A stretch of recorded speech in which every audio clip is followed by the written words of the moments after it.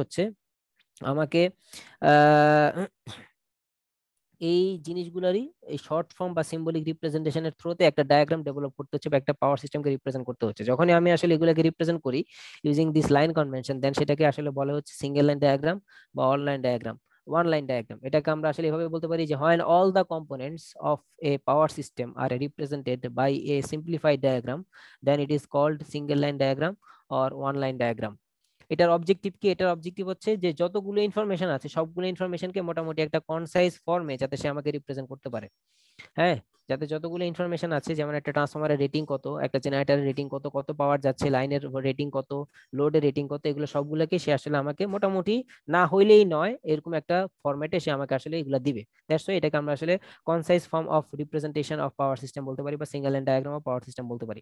আচ্ছা, এবারে আমরা একটু স্লাইডে ব্যাক করি। আমাদের এই যে এই সিঙ্গেল লাইন ডায়াগ্রামের জন্য আমাদের এই কিছু সিম্বল আছে এখানে। তো এই সিম্বল গুলো ট্রান্সফরমারকে হয়তো এখানে এরকম দেখাচ্ছে, আবার কোনো কোনো জায়গায় গোল্লা দিয়েও দেখায়। যেমন আমি এখানে হচ্ছে দুইটা গোল্লার থ্রুতে হচ্ছে এটাকে রিপ্রেজেন্ট করতেছি ট্রান্সফরমারটাকে, আবার আপনাদের ওই স্লাইডে হচ্ছে এটাকে এইভাবে দেওয়া, এভাবে দেওয়া। সো বোথ আর কারেক্ট, ঠিক আছে।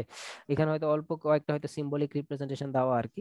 আচ্ছা, এরপরে এখানে সিঙ্গেল লাইন ডায়াগ্রাম বা ওয়ান লাইন ডায়াগ্রামের ডেফিনেশন দেওয়া আছে, আপনারা এটা লিখতে পারেন বা আমি যেটা বলছি। আচ্ছা, আমি মনে হয় রেকর্ডটা অন করিনি না, রেকর্ডটা কোথায় জানি, record record record, record on this computer. Okay, Recording in হ্যাঁ progress. রেকর্ড হচ্ছে। তো সিঙ্গেল লাইন ডায়াগ্রামের ডেফিনেশনটা আমি আবার বলতেছি। সিঙ্গেল লাইন ডায়াগ্রাম হচ্ছে যে ধরেন when all the components of a power system are represented by a simplified diagram, then it is called single line diagram। বা এখানে যে ডেফিনেশন আছে সেটা আপনারা আসলে দেখতে পারেন আর কি। তো এখানে এই যে সিঙ্গেল লাইন বা ওয়ান লাইন ডায়াগ্রামের একটা রিপ্রেজেন্টেশন দেওয়া, বা যেখানে আমরা একটু আগে যেটা আঁকছি এখানে যেটা দেখাচ্ছে যে এটা একটা বাস, এই বাসে লোড কানেক্টেড, তারপরে এটা একটা জেনারেটর হতে পারে, একটা মেশিন, সিঙ্ক্রোনাস জেনারেটর বা সিঙ্ক্রোনাস মোটর হতে পারে। যদি জেনারেটর হয় তাহলে ওইটার মধ্যে এরকম সিম্বল দেওয়া থাকবে। আমি যদি এখানে পেনটা সিলেক্ট করি, ওকে, জেনারেটর হলে ওইটার মধ্যে এরকম সিম্বল দেওয়া থাকবে, মানে গোল্লার মধ্যে এরকম সিম্বল দেওয়া থাকবে। আর যদি মোটর হয় তাহলে গোল্লার মধ্যে এম লেখা থাকবে, এম, এম, ঠিক আছে। এরপরে এখানে কানেকশন তার দেওয়া, যে এটা কি আসলে ওয়াই কানেক্টেড জেনারেটর নাকি ডেল কানেক্টেড জেনারেটর। এই কানেকশন গুলো আপাতত আমরা এখানে দেখবো না আর কি, এগুলো আপনারা নেক্সট সেমিস্টারে আপনাদের পাওয়ার সিস্টেম 2 কোর্সে আসলে এই কানেকশন গুলো দেখবেন আর কি, যে সেখানে কেমন কানেকশনটা হবে, কানেকশন প্যাটার্ন উপর বেস করে এখানে ওই কোর্সে দেখবেন আর কি। এখানে আসলে কানেকশন নিয়ে আমাদের ডিল করার তেমন কিছু নাই আর কি। এরপর এখানে বক্সের মধ্যে এগুলো ফিউজ দেখাচ্ছে, ট্রান্সফরমার দুই পাশে ফিউজ থাকবে, যদি কিছু হয় আগে আসলে ফিউজ পুড়বে, কস্ট ট্রান্সফরমার তো অনেক কস্টলি, এটা একেবারে পুড়ে গেলে ঝামেলা। সো কোনো কারণে যদি আমার লাইনের মধ্যে ওভারফ্লো হয়, ওভার কারেন্ট ওভার ভোল্টেজ যদি ফ্লো করে, তার আগে সেটার জন্য যাতে আগে আগে ফিউজটা পুড়ে যায়। কজ ফিউজ পুড়ে গেলে দুই পাশ থেকে যদি ফিউজ পুড়ে যায় আমার ট্রান্সফরমারটা অন্তত পক্ষে সেফ থাকবে। একটা ট্রান্সফরমারের যে দাম, সেটা যদি একটু যদি পুরো টুরে যায় এটা মেনটেন্যান্স করতে অনেক টাকা লাগবে, আর তার পারফরমেন্স তো আর আগের মতো থাকবে না। একটা ডিভাইস যদি একবার নষ্ট হয়ে ডাক্তারের কাছে যায়, ইলেকট্রিক্যাল জিনিস, তাহলে সেটার আসলে আগের মতো পারফরমেন্স আর থাকে না আর কি। এই জন্য আমাদের আসলে ফিউজ দিয়ে আগে এটাকে প্রাইমারি প্রোটেকশন দিতে হয়, বা এখানে সার্কিট ব্রেকারও থাকতে পারে। আমাদের বাসায় আগে ফিউজ ছিল, আগে বাসা বাড়িতে ফিউজ ছিল, বাট এখন হচ্ছে এখানে সার্কিট ব্রেকার চলে আসে আর কি। এখন যা করে সব সার্কিট ব্রেকার অটোমেটিক্যালি করে। যেমন আপনি হয়তো এখন ক্লাস করতেছেন, দেখবেন হঠাৎ করে আপনার রুমে কারেন্ট নেই, বাকি সব রুমে কারেন্ট আছে। এই কি হলো কি হলো, আমার রুমে তো ভূত ঢুকছে, জিনে আসর করছে আমার রুমে।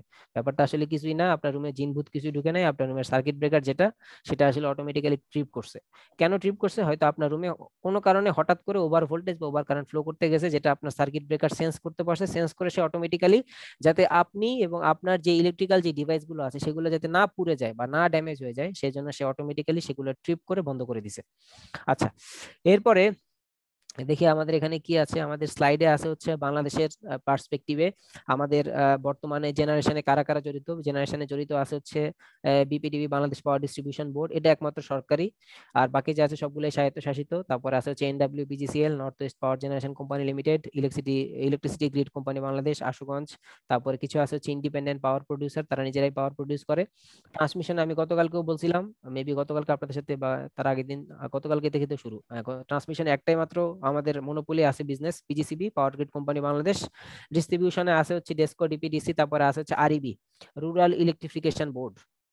এরা হচ্ছে বাংলাদেশি ডিস্ট্রিবিউশনে আছে আর কি। আচ্ছা, এর মধ্যে প্রায় সময়ে চাকরির পরীক্ষাগুলোতে জিজ্ঞেস করে যে what are the possible voltage levels in our country or around the world.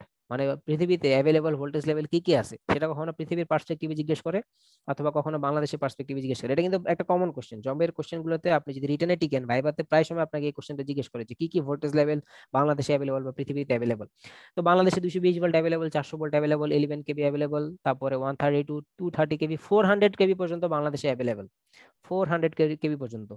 এই যে বাংলাদেশে ইন্ডিয়া থেকে যে পাওয়ারটা আসতেছে সেটা কত কেবি লাইন, কেউ কি জানেন নাকি? আমরা ইন্ডিয়া থেকে যে পাওয়ারটা কিনে নিয়ে আসি 400 কেবি। 400 কেবি লাইন, হ্যাঁ, ভেড়ামারা থেকে যে পাওয়ারটা আসতেছে ওটা হচ্ছে ওই যে 400 কেবি লাইন দিয়ে আসতেছে আর কি। এরপরে বাংলাদেশে নাই, বাট ওয়ার্ল্ড ওয়াইডে 700 কেবি, 762 কেবি অ্যাভেলেবল, 1100 কেবি পর্যন্ত অ্যাভেলেবল। 1100 কেবিটা মেবি চায়নাতে, হ্যাঁ চায়নাতে হচ্ছে 1100 কেবি পর্যন্ত অ্যাভেলেবল। মানে ওয়ার্ল্ড ওয়াইড আমাদের এতগুলো ভোল্টেজ পর্যন্ত অ্যাভেলেবল, এর মধ্যে বাংলাদেশের পার্সপেক্টিভে শুধুমাত্র অ্যাভেলেবল হচ্ছে আমাদের 400 কেবি পর্যন্ত। আচ্ছা, এরপরে এখানে আরো কিছু ব্যাপার আসলে একটু বলার দরকার ছিল, যেটা হয়তো স্লাইডে ইনক্লুড করা নাই। আমাদের এই এগুলো তো available voltage levels around the world or around Bangladesh. এর মধ্যে ভোল্টেজ লেভেলগুলোর আবার কিছু ক্লাসিফিকেশন আছে, যেমন হাই ভোল্টেজ, তারপর এক্সট্রা হাই ভোল্টেজ, এরপরে আছে হচ্ছে এক্সট্রা হাই ভোল্টেজ, এরপর হচ্ছে ultra high voltage. Ultra high voltage, high voltage কোনগুলো? হাই ভোল্টেজ হচ্ছে 11 কেবি, 33 কেবি। আবার আপনি বলতে পারেন যে স্যার তাহলে লো ভোল্টেজ কোনগুলো? এলভিও তো থাকা উচিত, এলভিও হচ্ছে ওই যে 220 ভোল্ট, তারপরে হচ্ছে এটা কি বলে 400 ভোল্ট, এগুলো হচ্ছে লো ভোল্টেজ বা এলভি। হাই ভোল্টেজ হচ্ছে 11 কেবি, 33 কেবি। এক্সট্রা হাই ভোল্টেজ হচ্ছে আপনার 132 কেবি থেকে শুরু করে 400 কেবি পর্যন্ত, যেগুলো সেগুলো হচ্ছে এক্সট্রা হাই ভোল্টেজ। আর আলট্রা হাই ভোল্টেজ হচ্ছে 400 কেবি থেকে অ্যাবোভ, 400 কেবি অ্যাবোভ। ঠিক আছে, তো এগুলো জিজ্ঞেস করে যে হাই হাই ভোল্টেজ রেঞ্জে কোন কোন ভোল্টেজ লেভেল থাকতে পারে, তখন আপনি বলবেন যে হাই ভোল্টেজের মধ্যে 11 কেবি, 33 কেবি পড়ে। বা যদি বলে যে এক্সট্রা হাই ভোল্টেজ রেঞ্জে কি কি থাকতে পারে, তখন এগুলো পড়তে পারে আর কি। আচ্ছা, এরপরে আমাদের একটা কোশ্চেন যেটা আমি গতকালকেও জিজ্ঞেস করছিলাম, যে আসলে যে যে ট্রান্সফরমারের ভোল্টেজ লেভেল কেন আসলে হাই, বা কেন আসলে আমরা স্টেপ ট্রান্সফরমার ইউজ করি ট্রান্সমিশন লাইনে। এর পারপাসটা হচ্ছে আসলে আমাদের আই স্কোয়ার আর লসটাকে আসলে মিনিমাইজ করা, বা ভোল্টেজটাকে স্টেপ আপ করা। ভোল্টেজটাকে স্টেপ আপ করলে কারেন্টটা হচ্ছে আমার স্টেপ ডাউন হচ্ছে, আমার আই স্কোয়ার আর লসটা হচ্ছে মিনিমাইজ হচ্ছে, এটা একটা কারণ। আর একটা কারণ হচ্ছে আমাদের আই স্কোয়ার আর লসটা হচ্ছে বেসিক্যালি কিন্তু হিট, হিট প্রডিউস করে। এই যে লসটা, এটা কিন্তু আসলে তারের মধ্যে হিট প্রডিউস করে। এখন একটা তারকে আপনি যদি হিট করেন, আপনার,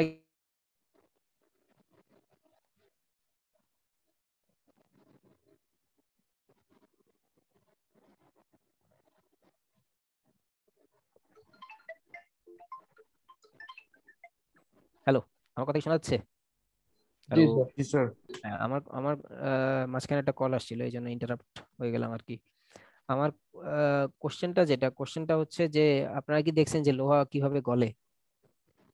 বা হচ্ছে যারা হচ্ছে ওই যে আমাদের এই যে দা, ছুরি, এরা যারা কামার বলতে যারা বুঝায় আর কি, স্টিলের যারা আসলে কাজ করে, তারা কি দেখছেন যে লোহা কিভাবে গলায়? একদম উচ্চ তাপে এটাকে গলায় ফেলে দেন, তারপর হচ্ছে এটাকে বিভিন্ন শেপে আসলে নিয়ে আসা যায় আর কি। তো এই যে আই স্কোয়ার আর লসটা যখন আসলে হয় তারের মধ্যে, তখন সে কিন্তু তারের মধ্যে এক্সেসিভ হিট প্রডিউস করে।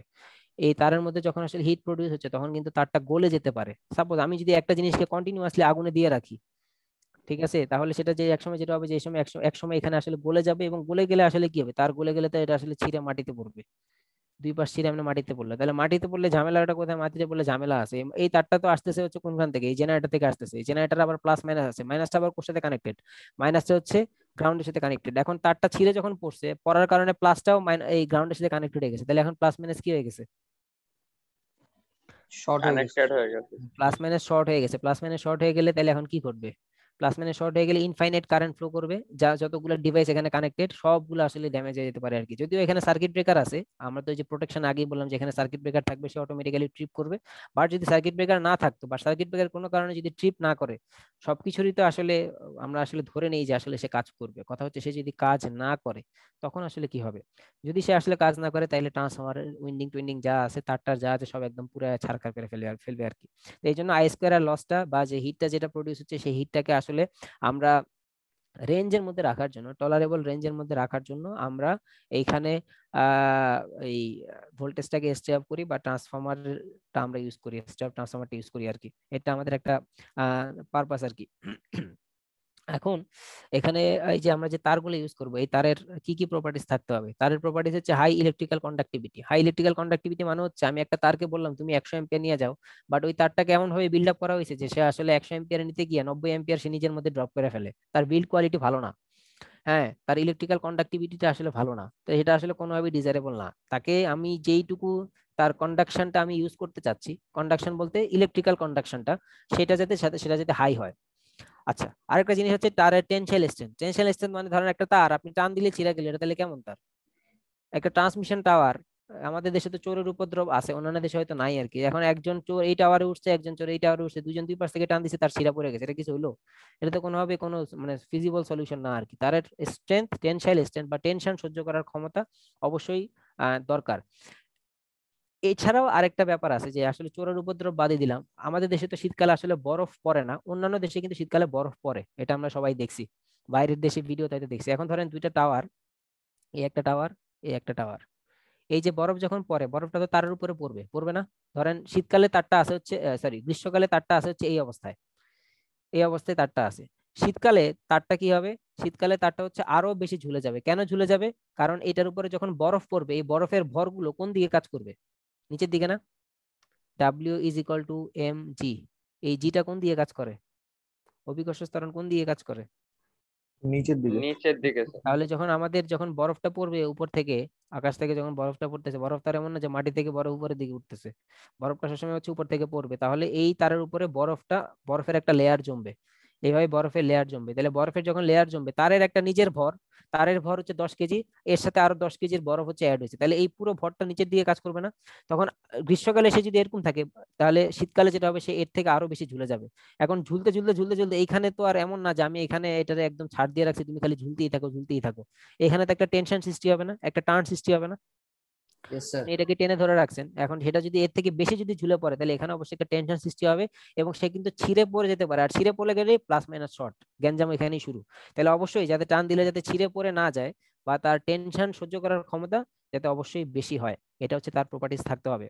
তারপরে low specific gravity so that weight per unit volume, যেটা একটু আগে বললাম যে W = mg, যাতে তার ভরটা আসলে বেশি, মানে আমি এটাকে এমন করলাম যে আমি এটাকে স্পেসে যা বা এয়ার মিডিয়ামে আমি এটাকে রাখলাম, রাখার পরে এটার ভর নর্মাল কন্ডিশনের চেয়ে ভর বেশি হয়ে গেল, সেটা যাতে না হয়, এর যাতে ভর যাতে ওই রেঞ্জের মধ্যে থাকে। এই সবকিছু ফিল আপ করার পরে এখন কোনো তার যদি ভাব বাইরে যায় যে ভাই আমি এতগুলো আমার গুণ আছে, এখন আমার দাম অনেক বেশি, তাইলে তো সমস্যা, তাইলে সেটা আমার জন্য তো কখনোই মানে আমি সেটা অ্যাডাপ্ট করতে পারবো না, কারণ আমার কাছে তো আগে দেখতে হবে আগে টাকা, তারপরে বাকি হিসাব। যত কিছুই হই না কেন আমরা লাস্টিকে টাকায় আসলে ঠেকি আর কি, কারণ আমি সবকিছু চাই আসলে হচ্ছে low cost but maximum output. একটা ডিভাইস থেকে আমরা আসলে কম টাকায় পেতে চাই, বাট সেটা থেকে ম্যাক্সিমাম ইউটিলাইজেশন করতে চাই। তো ম্যাক্সিমাম ইউটিলাইজেশন করবো, এই সবগুলো স্পেসিফিকেশন ফিল আপ করার পরে যদি তার কস্টটা যদি আমার রেঞ্জের মধ্যে না আসে, তাহলে অবশ্যই সেই জিনিসটা আমি কখনোই কিনতে পারবো না বা ইউজ করতে পারবো না, তাহলে অবশ্যই তার কস্টটা আমার রেঞ্জের মধ্যে থাকতে হবে। আচ্ছা, এরপরে এখানে আমাদের একটা কমন একটা কোশ্চেন, সেটা হচ্ছে যে আমরা ট্রান্সমিশন সেক্টরে এই যে ওয়্যার হিসেবে কোনটা ইউজ করব, কোন ম্যাটেরিয়াল ইউজ করব, আমরা কি কপার ইউজ করব নাকি অ্যালুমিনিয়াম ইউজ করব? কেউ কি জানে নাকি যে আমরা কোনটা ইউজ করি ট্রান্সমিশনে, আইদার কপার অর অ্যালুমিনিয়াম, কোনটা ইউজ করি? Sir copper sir. Copper sir. আর কারো কোনো মতামত? কপারের যে পরিমাণ দাম, কপার কোরটা মনে হয় অ্যালুমিনিয়াম আছে। আচ্ছা, আমরা ট্রান্সমিশন সেক্টরে বেসিক্যালি ইউজ করি হচ্ছে অ্যালুমিনিয়াম ওয়্যার। কেন ইউজ করি এর কিছু কারণ আছে, কেন কপার ইউজ করি না সেটারও কিছু কারণ আছে। আচ্ছা, প্রথম যেটা সেটা হচ্ছে কপারের কন্ডাক্টিভিটি সবচেয়ে ভালো। একটু আগে আমরা বললাম যে হাই ইলেকট্রিক্যাল কন্ডাক্টিভিটি, তার কন্ডাক্টিভিটি হাই হতে হবে, কোনো এই ব্যাপারে কোনো সন্দেহ নাই। কিন্তু কপারের কন্ডাক্টিভিটি অ্যালুমিনিয়ামের চেয়ে হাই হওয়ার পরেও আমরা কপারটা ইউজ করতেছি না ট্রান্সমিশন সেক্টরে, তার কিছু কারণ আছে। আমরা বাসা বাড়িতে আমাদের যে তারগুলো সেগুলো কিন্তু কপারের, আপনারা দেখবেন যে ওই যে প্রথমে একটা প্লাস্টিকের আবরণ থাকে কালো বা লাল, এরপর সেখান থেকে ওই যে গোল্ড কালারের বের হয়, এটাকে আপনারা দেখছেন নাকি? এরকম বের হয় যে জি স্যার। জি এরকম স্যার। তারের মধ্যে থাকে যে, তো ওগুলো কপারের আর কি। বাট আমাদের ট্রান্সমিশন সেক্টরে মানে এই যে এই মাঝখানের যে তার যেটা আছে, এটা কিন্তু আসলে অ্যালুমিনিয়ামের হয়। কেন হয়? এর কারণ হচ্ছে অ্যালুমিনিয়ামের যে ওয়েটটা সেটা আসলে কপারের চেয়ে কম। ওয়েট কম হওয়ার কারণে এই যে আমি যে তারটাকে ঝুলাই দিচ্ছি, এইখান থেকে এখানে ঝুলাইতে যত বেশি তার লাগবে বা যতটুকু সে ঝুলবে, কপার কিন্তু ঝুলবে আরো বেশি। এখন কথা হচ্ছে স্যার বেশি ঝুললে সমস্যা কই? বেশি ঝুললে সমস্যা কই গতকালকেই বলছিলাম যে এখানে আমরা থাকি হচ্ছে মানুষ, আর এখানে যাচ্ছে হচ্ছে হাই ভোল্টেজ। এই হাই ভোল্টেজ কি করবে? V = ED, electric field create করতে পারে, এই এয়ার গুলোকে সে ইলেকট্রিফাই করে ফেলতে পারে। তো ইলেকট্রিফাই সে যদি করে ফেলে, তাহলে আমি তো হিউম্যান, আবার এটা আমার মাথার কাছে খুব ঝুলতেছে, এটার ভর বেশি, কপারের ভর বেশি, তাহলে আমি নিজেও তো আসলে শক খাইতে পারি। মানুষের জীবন অমূল্য, মানুষের জীবনের কোনো মূল্য হয় না। আপনার কপার অ্যালুমিনিয়াম যাই বলি না কেন সেগুলোর একটা দাম আছে, বাট আপনি টাকা দিয়ে কখনো কারো জীবন কিনতে পারবেন না। একটার যে লাইফ যদি আসলে লস্ট হয় সেটার আসলে কোনো মূল্য থাকে না আর কি। মানে সেটা আপনি টাকা দিয়ে আসলে মূল্যায়ন করতে পারবেন না, যে আসলে যার যায় সেই বুঝবে আর কি। তো আসলে এই পারপাসে আমরা আসলে কপারটা প্রথম কথা ইউজ করি না। কপারের ওয়েট অ্যালুমিনিয়ামের চেয়ে বেশি, ফলে যেটা হচ্ছে যে আমি অ্যালুমিনিয়ামকে ঝুলাই দিলে সে যতটুকু ঝুলবে দুইটা টাওয়ারের মাঝে, কপার এর থেকে বেশি ঝুলবে।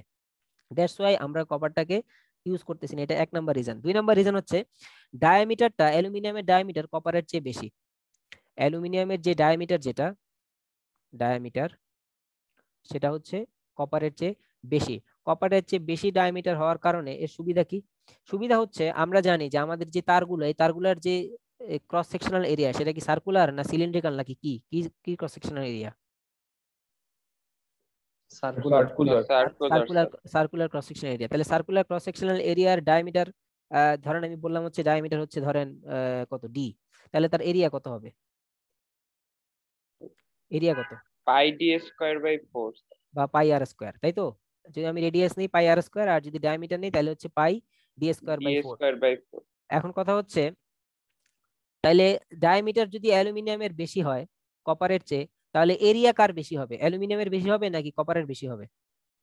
অ্যালুমিনিয়ামের বেশি হবে। তাহলে আমরা বলতে পারি যে এরিয়া অফ অ্যালুমিনিয়াম এটা হচ্ছে কপারের চেয়ে বেশি। এখন কথা হচ্ছে যে স্যার এরিয়া বেশি হয়ে আমার লাভটা কি হইলো? আমার বেশি কারেন্ট ফ্লো করতে পারবে। রেজিস্টিভিটি কমে যায় স্যার।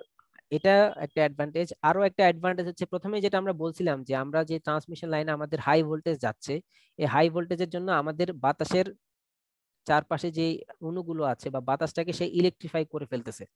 ঠিক আছে, বাতাসটা কন্ডাক্টরের মতো বিহেভ করা শুরু করছে। এখন কথা হচ্ছে আমি তো ভোল্টেজটাকে কমাইতে চাচ্ছি না, কারণ আমার এই লাইনের মধ্যে দিয়ে হাই ভোল্টেজ যাচ্ছে, এই কারণে আমি ভোল্টেজটাকে বাড়াইছি, এই কারণে আমি আই স্কোয়ার আরটাকে কমাইতে চাই। এই হাই ভোল্টেজের জন্য আমার আসলে এখন এয়ার গুলো আয়োনাইজ হয়ে যাচ্ছে বা ইলেকট্রনের মধ্যে বিহেভ করতেছে বা ইলেকট্রিসিটি ক্যারি করতে পারতেছে।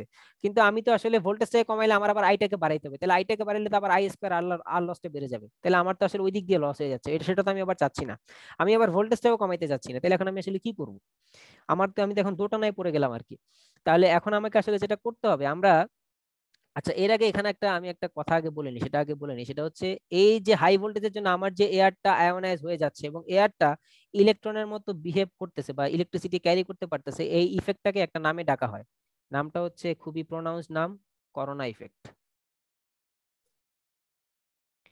এটা কিন্তু আমরা যে করোনার কথা বা কোভিড এর কথা বলতেছি এটা কিন্তু এই না, এটা কিন্তু ট্রান্সমিশন লাইনে আরো আগে থেকে করোনা ইফেক্ট। ঠিক আছে, হাই ভোল্টেজের জন্য আমাদের বাতাসের ইলেকট্রন গুলো আয়োনাইজ হয়ে যাচ্ছে এবং সেটা আসলে ইলেকট্রন ক্যারি করতে পারে বা ইলেকট্রিসিটি ক্যারি করতে পারে আর কি। তো এই ইফেক্টটাকে আমরা আসলে করোনা ইফেক্ট বলি। তো করোনা ইফেক্টের জন্য আসলে কি হয়? করোনা ইফেক্টের জন্য আসলে যেটা হয় যে আমাদের এই যে এয়ারটা তো আসলে একটা ইনসুলেটিং ম্যাটেরিয়াল, আমরা জানি এয়ারের রেজিস্ট্যান্স হচ্ছে ইনফিনিটি। বাট এই করোনা ইফেক্টের জন্য এয়ারটা আসলে ইনসুলেটর থেকে কন্ডাক্টরের মতো বিহেভ করা শুরু করে, এটা একটা সমস্যা। দুই, এই যে সে যে আসলে কন্ডাক্টরের মতো বিহেভ করতেছে, এই কারণে যেটা হয় যে এখানে মাঝে মাঝে স্পার্কিং হয়, আগুন ধরার মতো একটা ব্যবস্থা বা অবস্থার ক্রিয়েট হয় আর কি। আর আমাদের এই যে কন্ডাক্টরটা, এই কন্ডাক্টরটা ডিরেক্ট আসলে টাওয়ারের সাথে কানেক্টেড না। আমি যদি একটা টাওয়ার আঁকি, এই যে একটা টাওয়ার, এটা একটা টাওয়ার, আপনারা কি দেখছেন যে কন্ডাক্টর বা তার ডিরেক্ট টাওয়ারের সাথে কানেক্টেড? দেখবেন যে গোল্লার সাথে থ্রোতে সে আসলে টাওয়ারের সাথে কানেক্টেড, এটা কি দেখছেন কিনা? জি স্যার। এই গুলোকে কি বলে? ইনসুলেটর। এগুলো হচ্ছে আসলে বেসিক্যালি ডিস ইনসুলেটর। তাইলে এখানে যদি আসলে এই যে আগুন ধরে যায়, এয়ারে যদি আগুন ধরে যায়, এই আগুনের কারণে আমার আসলে এই ইনসুলেটর গুলো ড্যামেজ হয়ে যেতে পারে। ঠিক আছে, এগুলো মানে এইটার প্রপার্টি সে আসলে ড্যামেজ করে ফেলতে পারে। দ্যাটস ওয়াই এই করোনা এফেক্টটা আমার জন্য ডিজায়ারেবল না। করোনা এফেক্টটা আমার জন্য ডিজায়ারেবল না, যদি আমি এখানে ছবিতে আঁকছি ইনসুলেটর ছাড়া, বাট প্র্যাকটিক্যালি আপনি আসলে চিন্তা করে দেখেন যে স্যার আপনি কেন আসলে এখানে ইনসুলেটর রাখলেন। যদি আমি তারটা ডিরেক্টলি এই টাওয়ারের সাথে কানেক্ট করতাম তাইলে আসলে কি হইতো? স্টিল নিজেও একটা, এটা যেহেতু একটা স্টিল টাওয়ার, স্টিল নিজেও একটা কন্ডাক্টর, আপনি নিজেও একটা কন্ডাক্টর। আপনি মনে করেন বাতাসে হাওয়া খাইতে খাইতে একটু হাতটাই টাওয়ারে রাখলেন, আর এদিকে তারটা ডিরেক্টলি টাওয়ারের সাথে কানেক্টেড, তাহলে কি হবে? তাহলে কি হবে? এদিকে আবার জেনারেটর কানেক্টেড, কি হবে তাহলে? স্যার শক তো খাবো বিনা একটা। পাখায় তাহলে একটা উপরে উড়ে যাবে। এই যে এরকম ব্যাপার স্যাপার ঘটবে আর কি। ঠিক আছে, এখন টাওয়ারে থাকবেন আপনি, তখন থাকবেন হচ্ছে কিন্তু এইখানে, টাওয়ার তো স্যার এখান থেকে গ্রাউন্ডেড। আরেকটু উপরে গেলেই মাশাল্লাহ আপনি আপনার ডেস্টিনেশনে চলে যাবেন আর কি। ওকে, তাহলে আসলে যেটা হচ্ছে যে এটা আসলে ডিরেক্টলি কানেক্টেড না। এখানে তো স্যার টাওয়ার গ্রাউন্ডেড, তাহলে আমি কেন শক খাবো? টাওয়ার গ্রাউন্ডেড বুঝলাম, কিন্তু এই তারটা যখন আমি টাওয়ারের সাথে কানেক্ট করতেছি, আমি কি ডিরেক্ট কানেক্ট করতেছি? আমি যখন, আচ্ছা আপনি যেটা বলছেন যে স্যার টাওয়ার তো গ্রাউন্ডেড, তাহলে আমি যদি এখান থেকে তার আনি, তার এনে আমি যদি টাওয়ারের সাথে কানেক্ট করি, তাহলে তো আমি প্লাস মাইনাস আগে আমি এখানে শর্ট করে দিছি, টাওয়ার তো গ্রাউন্ডেড, এই যে মাইনাস তো আবার এখানে গ্রাউন্ডের সাথে কানেক্টেড, তাহলে তো আমি এখানে ডিরেক্ট কানেক্ট করলাম না, আমি তো এখানে কানেক্ট করতেছি ইনসুলেটরের থ্রুতে, তাহলে কি আর তাহলে প্লাস মাইনাস শর্ট হচ্ছে? শর্ট হচ্ছে? না স্যার। হ্যাঁ, এটা একটা ওয়ে। এখন কথা হচ্ছে যে যদি এখানকার ইনসুলেটর ড্যামেজ হয়ে যায়, তাহলে তো ডিরেক্ট এটা গ্রাউন্ড হয়েই যাবে, আর আপনি যদি এই টাওয়ারের সাথে সংস্পর্শে থাকেন, আপনিও শক খাবেন, এটা নিশ্চিত। কিছু পরিমাণ হইলেও কারেন্ট আপনার বডির মধ্যে দিয়ে যাবে, ওইটুকু আপনাকে শেষ করার জন্য যথেষ্ট আর কি, বেশি লাগবে না, ওইটুকু গেলে আপনি মোটামুটি ফ্রাই হয়ে যাবেন আর কি। তো এই জন্য আমাদের আসলে এই করোনা এফেক্টের জন্য যেটা হয় যে এয়ারে স্পার্কিং হয় বা আর্কিং হয়, এবং এই আর্কিং এর জন্য যেটা হয় যে আসলে আমাদের এয়ার এর যে ইনসুলেটিং প্রপার্টি সেটা আসলে ডিক্রিজ করে বা ডিগ্রেড করে, এবং আমাদের তারের সাথে কানেক্টেড যে ইনসুলেটর গুলো, এই ইনসুলেটর গুলোর ইনসুলেটিং প্রপার্টি হচ্ছে ব্রেকডাউন ঘটে, এবং এই ইনসুলেটর গুলো আর কারেন্ট ক্যারিতে বাধা দেয় না, এরা তখন হচ্ছে এখান থেকে কারেন্ট ফ্লো করতে দেয়, ফলে যেটা হবে যে এখানে আসলে অ্যাক্সিডেন্ট ঘটার চান্স থাকে। তো এই জন্য করোনা এফেক্টটা আমার জন্য আসলে ডিজায়ারেবল না, আনডিজায়ারেবল। এই করোনা এফেক্টটাকে আমি আসলে কমাইতে চাই। কেমনে কমাবো? আমরা তো ভোল্টেজ কমাইতে চাচ্ছি না, কারণ ভোল্টেজ কমালে আবার আই স্কয়ার আর লস বাড়বে, আবার করোনা এফেক্টটা আসতেছে হচ্ছে ভোল্টেজের জন্য, হাই ভোল্টেজের জন্য এটা আসলে আমার ঘটতেছে। তাহলে আমি তো আসলে ভোল্টেজটাকে কমাইতে যাচ্ছি না, আমি আবার কারেন্টটাও কমাইতে যাচ্ছি না, আমি শুধু কমাইতে যাচ্ছি করোনা এফেক্টটাকে, বা এই যে ভোল্টেজের যেই তীব্রতা, যে তীব্রতার জন্য আসলে আমাদের এই করোনা এফেক্টটা ক্রিয়েট হচ্ছে, সেটাকে আমরা কমাইতে যাচ্ছি। তাহলে সেটা আসলে আমরা কেমনে কমাবো? তো এই ভোল্টেজটা কি করতেছে, কিভাবে করোনা এফেক্ট ক্রিয়েট করতেছে, সেটা আসলে ইলেকট্রিক ফিল্ড দ্বারা, যে V is equal to ED.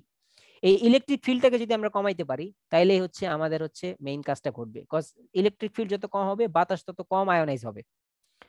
তাহলে আমরা আসলে ইলেকট্রিক ফিল্ডকে কমাইতে চাই। এখন ইলেকট্রিক ফিল্ডকে কেমনে কমাবো? আমরা ইলেকট্রোম্যাগনেটে এরকম একটা ফর্মুলা হয়তো পড়ে আসতে পারি, যে electric field E is equal to হচ্ছে সিগমা বাই এপসাইলন নট, যেখানে সিগমাটাকে আমরা বলছিলাম সিগমা ইজ ইকুয়াল টু হচ্ছে সারফেস চার্জ ডেনসিটি। মনে পড়ে কিনা আপনাদের? এটা কি মনে আছে? জি স্যার। এই সিগমার ফর্মুলা কি? সিগমার ফর্মুলাটা কি? J by E. Sir Q by A. Q by A, exactly Q by A. তাহলে এখানে সিগমার বদলে আমি বসাতে পারি Q by A epsilon not. এই এটা কি? Area. Area, surface AP area. এখন বলেন অ্যালুমিনিয়ামের এরিয়া বেশি না কপারের এরিয়া বেশি? অ্যালুমিনিয়াম। অ্যালুমিনিয়াম। তাহলে অ্যালুমিনিয়ামের এরিয়া যদি বেশি হয়, অ্যালুমিনিয়ামের ইলেকট্রিক ফিল্ড ডেভেলপ যেটা করবে, সেটা কি কম করবে না বেশি করবে? কম করবে স্যার। কম কম করবে। তাহলে এই অ্যালুমিনিয়ামের জন্য করোনা ইফেক্ট হবে হচ্ছে কম। অন্যদিকে আমি যদি কপার ইউজ করি, যেহেতু কপারের এরিয়াটা কম, কপারের জন্য ইলেকট্রিক ফিল্ডের ডেভেলপমেন্ট এবং হেন্স করোনা ইফেক্টের ডেভেলপমেন্টটা হবে হচ্ছে বেশি। এটা কি বুঝা গেছে? জি স্যার। সবাই কি এটা ক্লিয়ার? স্যার লাস্ট লাইনটা কি বললেন একটু যদি আরেকবার বলতেন। আমরা দেখতে পারতেছি যে আমরা ভোল্টেজটাকে কমাইতে পারতেছি না। কেন কমাইতে পারতেছি না? কারণ ভোল্টেজ যদি আমি কমাই, ওইদিকে আমার কারেন্টটাকে বাড়ানো লাগবে। কারেন্টটাকে যদি আমি বাড়াই, তাহলে আমার আই স্কয়ার লস বাড়বে, আমার পাওয়ারটা, ম্যাক্সিমাম পাওয়ারটা লাইনের মধ্যে লস হয়ে যাচ্ছে, যেটা আমি চাই না। তাহলে আমি ভোল্টেজটাকে কমাইতে যাচ্ছি না, আমি কারেন্টটাকে কমাইতে যাচ্ছি না, আমি চাচ্ছি এই ভোল্টেজের জন্য যে ইলেকট্রিক ফিল্ডে ডেভেলপ ঘটতেছে, এবং সেই ইলেকট্রিক ফিল্ড থেকে যে করোনা এফেক্টে ডেভেলপ ঘটতেছে, সেটাকে কমাইতে। তাহলে আমি আসলে বেসিক্যালি ইলেকট্রিক ফিল্ডকে আমি কমাইতে চাচ্ছি, which is developed by voltage. তাহলে ইলেকট্রিক ফিল্ডকে কেমনে কমাবো? আমি জানি ইলেকট্রিক ফিল্ডের সাথে এই সারফেস চার্জ ডেনসিটির একটা রিলেশন আছে, সেটা হচ্ছে E is equal to sigma by epsilon naught. সিগমাটা হচ্ছে Q by A, surface charge density, মানে সারফেসের মধ্যে কি পরিমাণ চার্জ আছে। সারফেস এ হচ্ছে সারফেস, আর কিউ হচ্ছে চার্জ, ঠিক আছে? সারফেস এরিয়া, আর এটা হচ্ছে কি হচ্ছে চার্জ। তাহলে আমি যদি এখানে এটা বসাই, আমি দেখতে পারতেছি Q is equal to electric field is equal to Q by A epsilon naught. তাহলে আমি দেখতে পারতেছি যে ইলেকট্রিক ফিল্ডের সাথে এরিয়া রিলেশনটা হচ্ছে ব্যস্তানুপাতিক, তারা ইনভার্সলি প্রপোর্শনাল। তাহলে একটা যদি বাড়ে, অবশ্যই আরেকটা কমবে। তাহলে আমি দেখতে পারতেছি যে আমার এরিয়া কার জন্য বেশি। সেম রেটিং এর আমি যদি দুইটা ওয়্যার নেই, একটা যদি কপারের হয়, একটা যদি অ্যালুমিনিয়ামের হয়, অবশ্যই অ্যালুমিনিয়ামের এরিয়া কপারের চেয়ে বেশি হবে। এরিয়া বেশি হওয়ার কারণে যেটা হবে, অ্যালুমিনিয়ামের জন্য করোনা ইফেক্টটা হবে হচ্ছে অনেক কম, অন্যদিকে কপারের জন্য করোনা ইফেক্টটা হবে হচ্ছে অনেক বেশি। এটা কি বুঝা গেছে? জি স্যার।